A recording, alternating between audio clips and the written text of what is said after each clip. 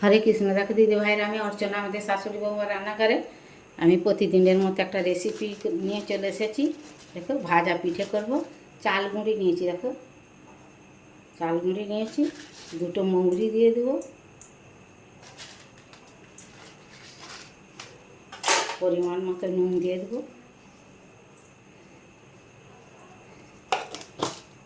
দেখো একটু ময়দা দিয়ে দেবো।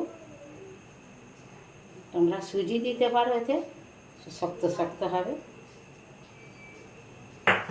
দিয়ে আমি উপকরণটা মাখিয়ে তোমাদেরকে দেখাবো। দেখো 200 মতো চিনি এতে দিয়ে দেবো,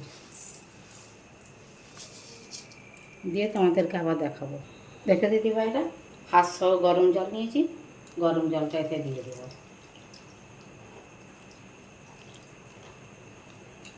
পরিমাণ মতো নিয়ে মাখিয়ে তোমাদেরকে দেখাবো। দেখো দিদি ভাইরা, ডোটা আমার মাখানো হয়ে গেছে। একটু ফেটে নিতে হয়, আমি একে ফেটে নিয়েছি। এরকম করে ঘুরি ঘুরি তেল বসিয়ে দিয়েছি, তেল জোরটা গ্যাসের কমিয়ে দেবো। এবারে দেখো 1 চামচ করে আমি 1 হাতা করে দিয়ে দেবো।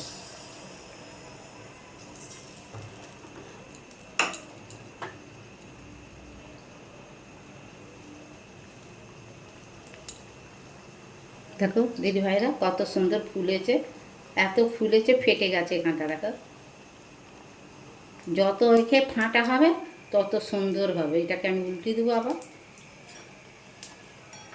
দিয়ে আবার হয়ে গেলে তোমাদেরকে দেখাবো। দেখো দিদি ভাইরা, একটা হয়ে গেছে, আমি তুলে নিয়েছি। আবার 1 হাতা দিয়ে দেবো আর একটা।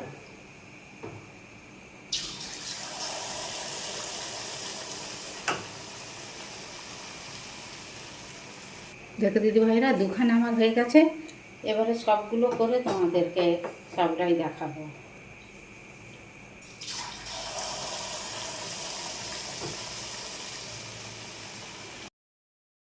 দেখো দিদি ভাইরা, সবগুলো আমার কত সুন্দর ফুলেছে। দেখো, ফাটার জন্যে ফুলবে।